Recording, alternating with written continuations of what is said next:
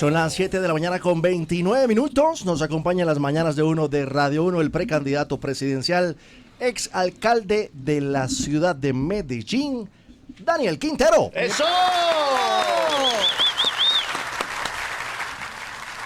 Doctor Quintero, buenos días. Bienvenido a las mañanas de uno de Radio 1. Muy buenos días, Richie, Nerú, a Petrovsky también, que lo tenemos por acá, a Vicky y en producción a Paula Giselle, a todas las personas que nos conectan en Radio 1, la de 1. Estaba diciendo yo que Radio 1, ese eslogan de Radio 1 de la de 1 es quizá de los más conocidos en el país. Uno le dice a la gente Radio 1 y la gente de una reacciona La de 1. La de 1, eso es inmediato. De verdad muy contento de estar acá. Bueno, bienvenido. ¿Cómo va su carrera hacia la presidencia? Un poquito turbulenta, ¿no? Vamos bien, vamos bien. Como es la política siempre, como dices tú, turbulenta. Vamos camino a una consulta muy importante el próximo 26 de octubre de elecciones y obviamente todo se empieza a mover más rápido, con más energía. Hay mucho ánimo en todo el país, mucha gente que quiere salir a votar esta consulta. Mucha gente todavía no sabe y para mí es muy importante contarles que qué va a pasar. Entonces el próximo domingo hay elecciones, no este domingo sino de este domingo en 8. El 26. El 26 son elecciones. ¿Qué se va a votar? Se va a votar quién va a ser el candidato del pacto histórico a la presidencia de la República. Y muy seguramente ese candidato va a ser el próximo presidente de la República. Y pues yo soy uno de los 3 candidatos. Mi nombre es Daniel Quintero, si Dios quiere, próximo presidente de Colombia. Mucha gente no sabe, pero estas elecciones puede votar todos los colombianos, absolutamente todos los colombianos, obviamente mayores de edad, con su cédula en el puesto tradicional de votación, donde la gente ha estado, donde inscrita. Ha votado siempre, Sí, inscrita en el colegio, en la universidad. Ahí puede votar, pero además creo que es un momento fundamental en la historia democrática de nuestro país, porque es la primera vez que un movimiento decide que sus listas al Congreso y su candidato a la presidencia al mismo tiempo van a ser elegidos por el pueblo y no a bolígrafo. En Colombia los partidos siempre eran con bolígrafo, escogiendo los candidatos. Y nosotros le hicimos una promesa a Colombia, era que era la ciudadanía la que iba a escoger el candidato y los candidatos, porque también van a escoger candidatos a Congreso. Y lo estamos cumpliendo. Estamos cumpliendo. Eso es el próximo 26 de octubre, es la consulta del pacto histórico de nuestro presidente Petro. Y pues nada, mi objetivo, mi sueño es que sea elegido. Vengo recorriendo el país en un recorrido maravilloso que me ha dejado muchas experiencias bonitas y muchos aprendizajes de cosas que podríamos hacer por nuestra Colombia. Bueno, pero vamos por parte. ¿Usted por qué dice que seguramente de esta elección del próximo domingo, del domingo 26, va a salir el próximo presidente? Es decir, es el que gane entre usted, la doctora Corcho y el senador Iván Cepeda. Si la popularidad del presidente Gustavo Petro está rondando el 30%, ¿sí les alcanza? Viene creciendo, 35, 37, 38 en la última, acercándose al 40. Lo que dicen las encuestas es que el 40% de los colombianos quieren votar esta consulta. Yo vengo creciendo en las encuestas en general. En la general yo estoy de primero, empatado con Abelardo de la Espriella, a veces con Vicky Dávila, a veces con Fajardo, pero digamos en el primer lugar. Y en la consulta del pacto también empatado con los primeros, es decir, va a ser reñido, pero ahí vamos, hemos ido creciendo. Yo arranqué como desde el 6º lugar, he ido creciendo con una campaña bonita, pero lo que dicen también las encuestas es que el 40% de los colombianos quieren votar esta consulta. Eso es mucho, eso es el movimiento más grande del país en la historia. Pero además, o más bien, y luego para ganar la presidencia entonces estaríamos a 10 puntos más, y esos 10 puntos más nos los vamos a conseguir, si Dios quiere, en las elecciones de marzo, cuando vamos a establecer lo que llamamos el Gran Frente Amplio, donde vamos a llamar a más sectores todavía, a más sectores independientes, seguramente a los verdes, seguramente a liberales progresistas. A los comunes. Esos ya entran, bueno, sí, unitarios. Unitarios que está recogiendo a varios movimientos y donde están varios líderes importantes del país. Y eso permitiría que esta vez sí sea el cambio en primera. ¿Se acuerda lo del cambio en primera? ¿Cómo olvidarlo? Entonces, pues mi misión es ganar esta elección y construir un gran triunfo democrático, un gran frente amplio y hacer que el cambio sea en la primera vuelta del próximo mayo. Mayo, no recuerdo bien si es 9 o 10 de mayo, algo por el estilo. Okay. O 20 de mayo. Doctor Quintero, usted hace 3 días colocó un post que dice: el premio Nobel se lo merecía Petro por su lucha mundial contra el genocidio en Gaza y sus esfuerzos por la paz en Colombia. ¿Usted de verdad piensa eso? ¿O lo puso mamando gallo? Yo estoy convencido, la verdad, ¿De verdad? Richie, que Petro es un líder mundial. Muchas veces nosotros todavía obviamente estamos en la batalla de Colombia y de quién es el próximo presidente y todo, pero Petro ya no solo le está hablando a Colombia, le está hablando al mundo. Y lo que hizo en Estados Unidos para mí es gigante. Ir con megáfono al corazón de los Estados Unidos y decirle al país más poderoso del mundo, al ejército más poderoso del mundo: paren la matanza en Gaza, no maten más niños en Gaza. Eso creó una ola mundial, un movimiento mundial que obviamente se suma a otros líderes como Greta Thunberg, como muchos y muchos activistas mundiales que han venido presionando y que acaban de lograr, vía esa presión, que Israel, Gaza y Estados Unidos llegaran a un acuerdo de paz. ¿Pero ese acuerdo no fue por todo lo que hizo el presidente Donald Trump? Trump tenía desde el primer día el poder de haber hecho eso. Es el hombre más poderoso del mundo, sin ninguna duda. ¿Por qué lo hace ahora? Porque finalmente la presión internacional lo puso del lado incorrecto de la historia, o lo dejó en evidencia en el lado incorrecto de la historia. O sea, ¿usted cree que la presión de Petro, del presidente Petro en Nueva York con el megáfono, hizo que el presidente Trump reaccionara y dijo: no, habló este líder mundial, hay que gestionar y hacer esto rápido? Más o menos así. Es que a veces no entendemos el poder de los actos simbólicos. Rosa Parks era una activista de los derechos afro, negros, raizales en los Estados Unidos en tiempos de la discriminación, en los tiempos de Martin Luther King. Y Rosa Parks decidió un día subirse a un bus y sentarse en la silla que era reservada para los blancos. Y algunos dijeron que Rosa Parks estaba provocando, que provocó. Eso generó un ataque hacia ella, violenta, donde la atacaron, la bajaron, pero esa violencia dejó en exposición lo criminal que era la segregación en los Estados Unidos y creó un movimiento que terminó con el fin definitivo de la esclavitud, o por lo menos, no de la esclavitud, en ese tiempo ya no era ese el problema, pero sí de los derechos de los negros en los Estados Unidos, que acabara la segregación. Unos niños iban a colegios de blanco, otros a colegios de negros. Actos simbólicos en los que personas que parecen débiles comparados con el gran poder, Rosa Parks en Estados Unidos en su tiempo, y Petro, que no tiene ni el poder de Trump, no tiene ni el ejército de Trump, pero va desarmado, o mejor, armado con megáfono, se convierten en un gran movimiento. Y por eso yo sumo a otros. Greta Thunberg va en un barquito también desarmado a llevarle medicinas y a llevarle alimento a la gente de Gaza. Sabían obviamente que el ejército de Israel los iba a parar, los iba a encarcelar, y así ocurrió. Pero los movimientos que ocurrieron en el mundo debido a estas acciones terminaron creando una presión que termina tumbando sin ninguna duda una guerra que fue un genocidio, ha sido un genocidio terrible en Gaza. Son las 7 de la mañana con 38 minutos. Estamos con el precandidato presidencial Daniel Quintero. En ese sentido, entonces, María Corina Machado no tiene la suficiente, doctor Quintero, argumentos para ser la ganadora de este premio Nobel. La razón por la cual se entregan no es tanto por lo que ha hecho, sino por el papel que puede jugar. En el caso de Mariana Corina Machado, yo no creo que se lo hayan dado porque haya hecho algo por la paz, pues porque allá están agarrados, y particularmente ella no es que haya hecho nada particular por la paz. Por ejemplo, le pidió a Estados Unidos que invadiera a Venezuela, que fuera con barcos e invadiera a Venezuela, con ejército a Venezuela. Entonces uno dice, no es por eso que le están dando el Nobel de Paz, tampoco porque haya hecho una acción particular por la paz en Venezuela. Yo lo que creo es que se la dieron para que ella se convierta en una activista de la paz. Iba a decir una actriz, pero no, es en una persona relevante por la paz en Venezuela. Y entonces ahora tiene una responsabilidad gigante. Pero digamos, hasta hoy no ha hecho nada todavía por la paz. Ha hecho mucho por la democracia en Venezuela, sí. Yo creo que en Venezuela hay una dictadura. Creo que esa dictadura, yo la he denunciado además. ¿Usted cree que Nicolás Maduro es un dictador? Yo creo que Nicolás Maduro es un dictador. ¿Pero por qué el presidente Petro no piensa igual?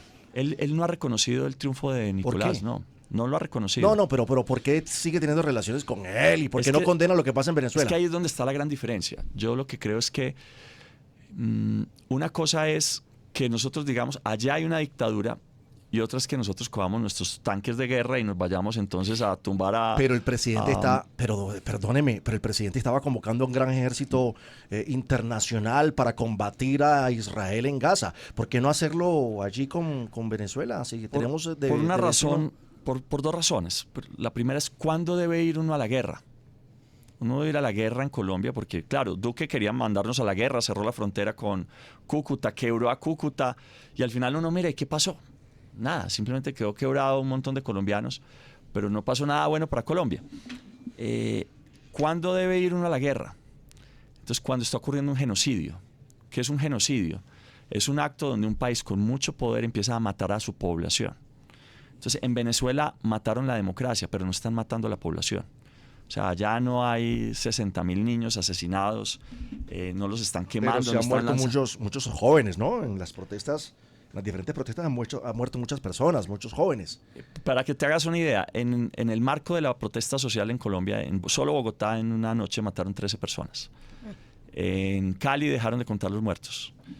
Yo no voy a defender lo que pasa en Venezuela, pero en todo el periodo de protestas que hubo gigante en Venezuela, yo veía que habían 2, 3 muertos y yo decía, wow, cómo haya 2, 3 muertos y hay todo este levantamiento tan importante y el reconocimiento del mundo de lo que está pasando allá, pero acá mataron cientos de personas en el estallido social y uno no ve a Estados Unidos ni a Francia ni a no sé quién diciendo, oiga, ¿qué está pasando en Colombia? ¿Por qué un presidente está matando a tanta gente y no pasa nada?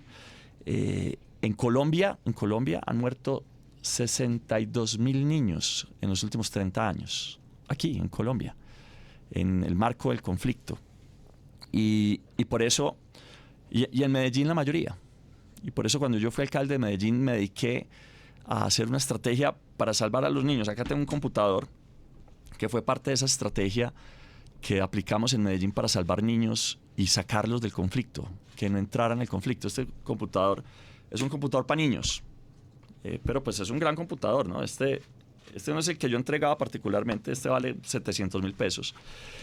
Pero lo que hicimos en Medellín es que nos dimos cuenta que hay una carrera por los niños en el Estado y en Colombia, y que si los grupos criminales llegan primero por los niños, ahí es cuando entran a los grupos armados. Y que nosotros tenemos que llegar primero entonces con computadores, nosotros creamos la matrícula cero en Medellín. Y eso hizo que Medellín bajara 43% de los homicidios. Entonces, ¿cuándo debe ir uno a la guerra? Para volver al punto. Cuando hay un genocidio o cuando la guerra es contra uno. Venezuela no ha declarado una guerra contra Colombia. Yo he dicho, ayer estaba en Cúcuta. A propósito de Cúcuta, hay una cantidad de personas pidiendo que le pongan atención a los presos colombianos en Venezuela. Muy importante. ¿Y por qué no se dice nada de eso, doctor Quintero? Pero mira, es que han tratado de... Yo creo que hay que separar las cosas. ¿En Venezuela hay una dictadura? Sí. ¿Debemos ponernos a pelear con Maduro nosotros, Colombia? No. ¿En China hay una dictadura? Sí. En China hay una dictadura. Y si en Estados Unidos llega a haber una dictadura, pues seguiremos teniendo relaciones con Estados Unidos. Diferente es si empiezan a matar a sus ciudadanos de forma masiva. Eso se llama genocidio. Y es diferente. Usted tiene que tener relaciones con todos los países del mundo, porque usted tiene que poner a Colombia en el centro. Usted no puede, por razones ideológicas, entonces joder a Colombia. En Colombia habían ventas por $7,000 millones con Venezuela. Hoy hay $1,200 millones con ventas en Venezuela, o sea, una séptima parte. Pero con Duque había cero. Nosotros tenemos que llevar eso otra vez a $7,000 millones, porque eso es riqueza no solo para Cúcuta, eso es riqueza para toda Colombia. Entonces hay que desideologizar la economía, excepto que haya un genocidio, pero allá no hay un genocidio hoy en Venezuela. Buenos días para todos. Uy. Los saluda el presidente. Está malito de la garganta, presidente de la República. Poquito, sí, señor. Se quedó mamito. Haciendo el fin de semana. Me pasé de guaritos. Doctor Daniel Quintero. Mi alma gemela.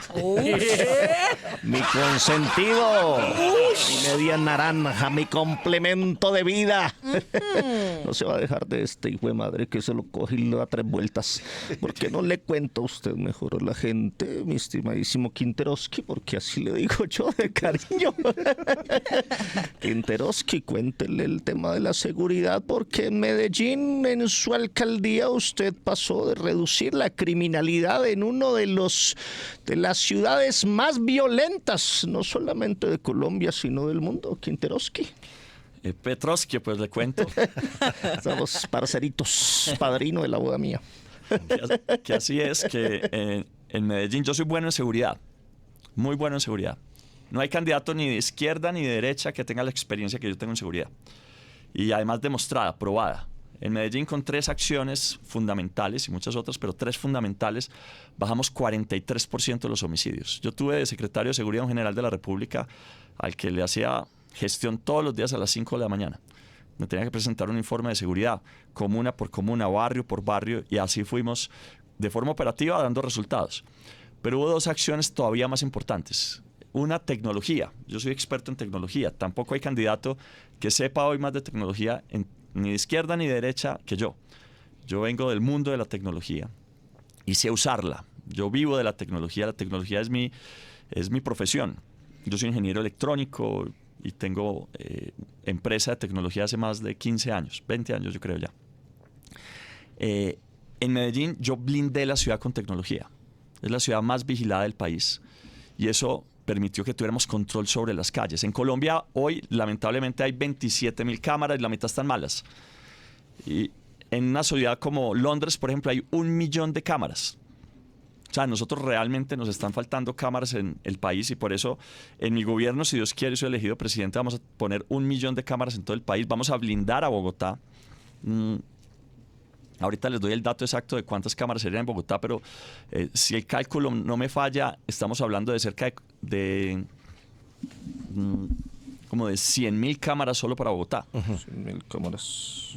Ahorita les doy el dato exacto, ya me lo van a dar aquí mi equipo de producción. Y el tercero es el más importante, y ahí es, ya medio lo había tocado. Cuando uno le pregunta a una madre en el Catatumbo, en el Cauca, en el Cañón del Micay, cerquita allá en norte de Santander, en el Catatumbo o en cualquier parte de Colombia, ¿por qué un niño termina entrando a un grupo criminal? ¿Por qué se va a raspar coca? ¿Por qué se va a coger un fusil, a cobrar extorsiones? Y la respuesta es muy sencilla. La mamá le dice a uno, mira, porque ve a su papá y dice, yo no quiero la vida de mi papá, mírelo ahí, enfermo, pobre, sin pensión, sin futuro. Y pues hay que tener 2 dedos de frente para querer lo mismo. Y entonces luego llega el grupo criminal por el otro lado y le dice, ven, yo te doy una moto, yo te doy un celular, te doy 1,5 millones de pesos mensual y vente a trabajar conmigo. Y entonces lo perdemos.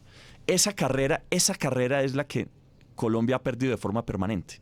Nosotros tenemos que llegar primero por el niño. ¿Y cómo llegamos primero por el niño? Primero que todo hay que conectarlo. Por eso nosotros vamos a entregar en Colombia, en los primeros 100 días de gobierno, si Dios quiere, 1 millón de computadores en los primeros 100 días de gobierno. Pero además con conexión a internet, computadores como este.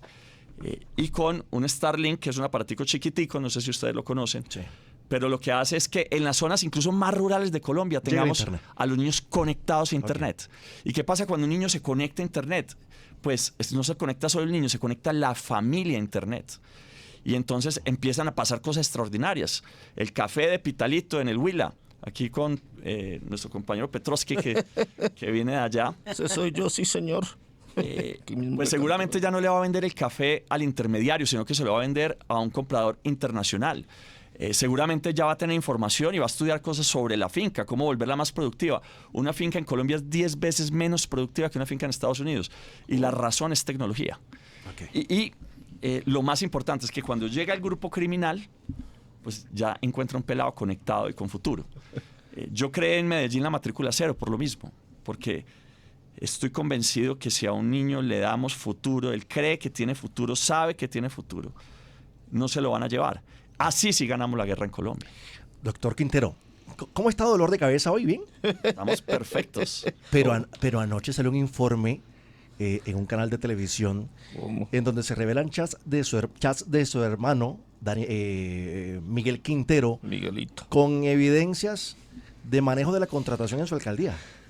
No es de mi alcaldía, primero que todo, es lo que hay que decir. Es ¿No de fue durante su otra- alcaldía?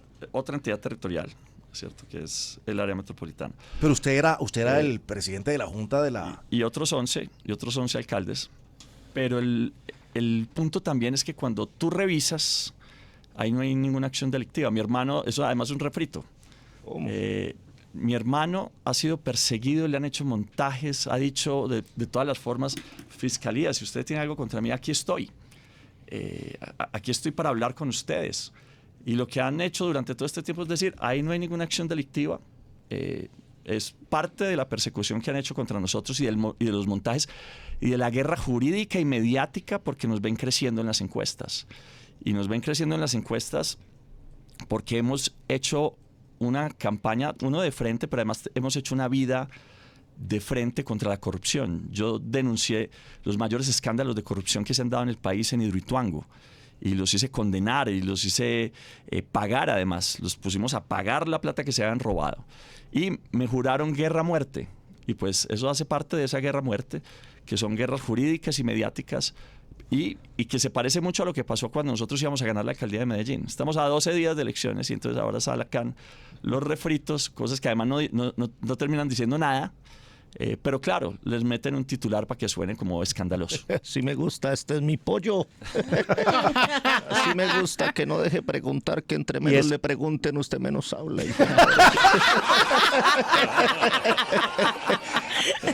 Y esto no es darle papaya y oportunidad, por ejemplo, a opositores dentro de su misma ideología como Gustavo Bolívar a que hablen y que digan que usted no es la persona adecuada dentro del pacto.